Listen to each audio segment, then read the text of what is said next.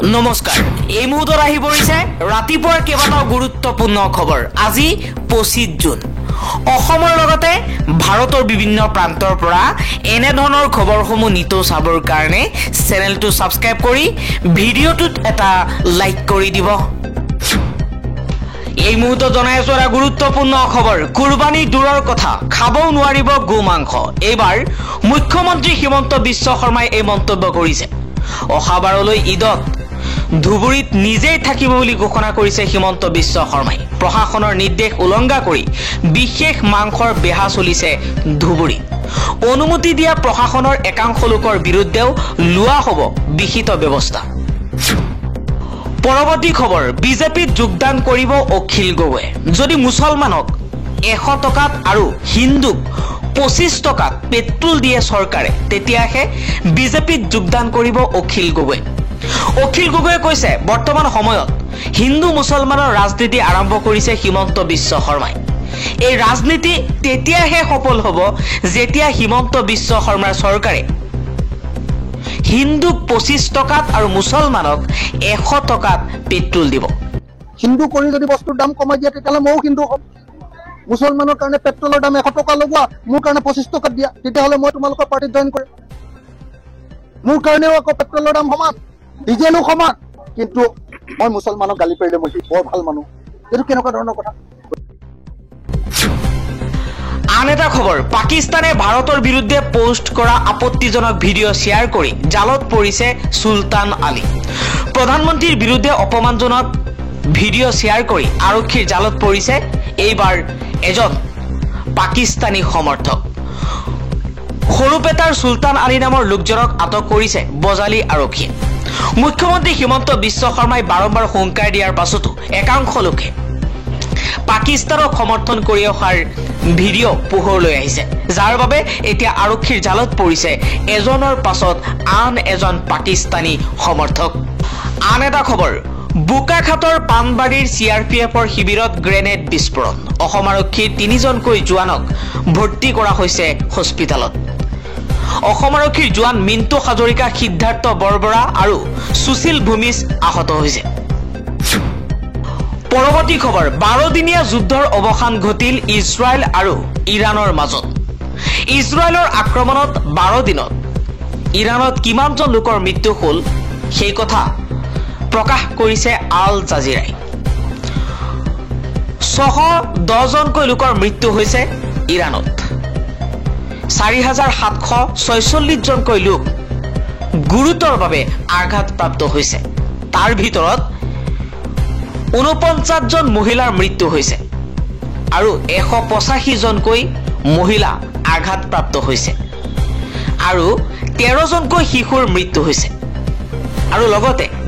Health care worker 5 জনকৈ লোকৰ মৃত্যু হৈছে 9টা এম্বুলেন্স ধ্বংস কৰিছে ইজৰাইলে আৰু 7খন হস্পিটাল চিকিৎসালয় ডেমেজ কৰা হৈছে এই তথ্য পোহৰলৈ আনিছে হেল্থ ইউনিট 4টাকৈ হেল্থ ইউনিট ডেমেজ কৰা হৈছে আল জাজিৰাত প্ৰকাশিত তথ্য মতে ইজৰাইলতকৈ ইৰাণৰ বেছি ক্ষতি হৈছে পৰৱৰ্তী খবৰ বিজেপি চৰকাৰে বেটি বাচাও বেটি পঢ়াও স্লোগান দিয়ে পিছে তেওঁলোকে অসমৰ বেটি বা চাহ বাগিচাৰ বেটিক ৰক্ষা কৰিব পাৰিছেনে সুৰক্ষা দিব পাৰিছেনে এই প্ৰশ্ন কৰিছে অসম প্ৰদেশৰ কাৰ্যকৰী সভাপতি ৰজলিনা তিৰ্কিয়ে কৈছে চাহ বাগিচাত এতিয়াও বহু অশিক্ষিত মহিলা আছে তাৰ বাবে চৰকাৰে কি ব্যৱস্থা গ্ৰহণ কৰিছে লগতে চাহ বাগিচাৰ ছাত্ৰ ছাত্ৰীসকলৰ বাবে চৰকাৰে যিমানখিনি কৰিব লাগিছিল তাৰ আধাও কৰিব পৰা নাই গতিকে কেৱল স্লোগান দিলে নহব বেটি বাচাও বেটি পঢ়াও স্লোগান দিলেই নহব বাস্তৱত কাৰ্যকৰী কৰিব পৰা ব্যৱস্থা গ্ৰহণ কৰিব লাগিব চৰকাৰখনে পৰৱৰ্তী খবৰ চাহ শ্ৰমিকসকলৰ এটাই কথা আমাক বিজেপি চৰকাৰে ভিকাৰী বনাব নালাগে বিজেপি চৰকাৰে চাহ শ্ৰমিকৰ প্ৰাপ্য মজুৰি কাটি কোম্পানীক লাভ দিয়াই আছে এবাৰ বিজেপি চৰকাৰৰ বিৰুদ্ধে সৰব হৈ পৰিছে কংগ্ৰেছৰ জ্যেষ্ঠ নেতা এটুৱা মুণ্ডাই পৰৱৰ্তী খবৰ, বিগত 11 বছৰ ধৰি নৰেন্দ্ৰ মোদীয়ে এই দেশৰ প্ৰধানমন্ত্ৰী হৈ আছে। দেশৰ প্ৰধানমন্ত্ৰী হিচাপে তেখেতে বেছিভাগ সময় বিদেশ ভ্ৰমণ আৰু বিদেশী ৰাষ্ট্ৰৰ সৈতে সম্পৰ্ক স্থাপনৰ নামত ব্যয় কৰিছে। পিছে যেতিয়া আমাৰ দেশৰ বিশ্বৰ মহাশক্তিধৰ দেশকে ধৰি অন্যান্য দেশ বা বন্ধুৰ প্ৰয়োজন হয়, তেওঁলোকক একেলগে থিয় দিয়া দেখা নগ'ল। বৰং আমাক সমৰ্থন দিয়াৰ সলনি আমেৰিকাই আমাৰ বিৰুদ্ধে ক'বলৈহে ধৰিলে যে ভাৰত মহিলাৰ বাবে সুৰক্ষিত নহয়।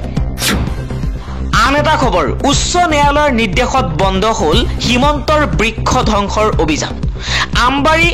দীঘলী পুখুৰীৰ আৰু এডালো গছ দিব নোৱাৰিব হাত। মঙলবাৰে গুৱাহাটী উচ্চ ন্যায়ালয়ে আমবাৰী দীঘলী পুখুৰী অঞ্চলৰ পৰা ৭৭ জোপা গছ স্থানান্তৰকৰণ সন্দৰ্ভত অসম চৰকাৰক প্ৰতিবেদন দাখিল কৰিবলৈ নিৰ্দেশনা দিছে।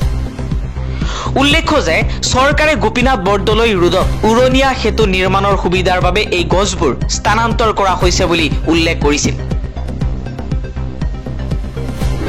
এই গোচৰৰ শুনানি গ্ৰহণ কৰিছে ভাৰপ্ৰাপ্ত মুখ্য ন্যায়াধীশ লানু চুংকুম জমিৰ আৰু ন্যায়াধীশ মানস ৰঞ্জন পাঠকে।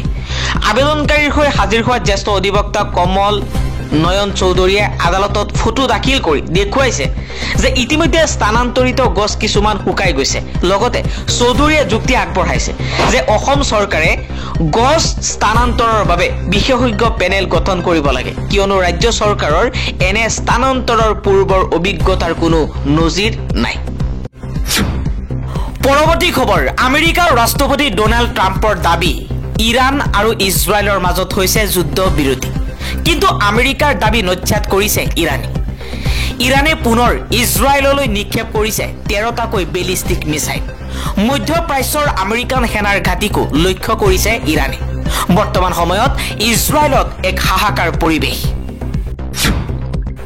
আন এটা খবৰ, এখন দুখন নহয় 32খন মাদ্ৰাছাত চলালে বুলডোজাৰ। বিজেপি চৰকাৰে চিল কৰিলে 130খন মাদ্ৰাছা। 192খন মাদ্ৰাছাৰ বিৰুদ্ধে জাননী জাৰি কৰিছে প্ৰশাসনে। মাদ্ৰাছা ভাঙি পেলোৱাৰ পিছতেই কান্দোনত ভাঙি পৰিছে মুছলমান লোক। এবাৰ উত্তৰ প্ৰদেশৰ শ্ৰাবস্তিত অবৈধভাৱে গঢ় লৈ উঠা বহু মাদ্ৰাছা বুলডোজাৰ লগাই ভাঙি পেলোৱা হৈছে। পৰৱৰ্তী খবৰ, অসমৰ খিলঞ্জীয়া ৰাইজৰ ভূমি বৃহৎ পুঁজিপতি গোষ্ঠীক হস্তান্তৰকৰণক লৈ ৰাজ্যৰ চৌদিশে প্ৰতিবাদ অব্যাহত আছে। ৰাজ্যজুৰি খিলঞ্জীয়া ৰাইজৰ ভূমি বৃহৎ পুঁজিপতি গোষ্ঠীক হস্তান্তৰকৰণৰ চৰকাৰী প্ৰচেষ্টাৰ বিৰুদ্ধে অব্যাহত আছে তীব্ৰ প্ৰতিবাদ। কোকৰাঝাৰৰ গৰৈমাৰী, কামৰূপ জিলাৰ হাজো আৰু পলাশবাৰী বিধানসভা সমষ্টিৰ বৰদুৱাৰ বাগান অঞ্চলত আদানী গোষ্ঠীৰ তাপবিদ্যুৎ প্ৰকল্প,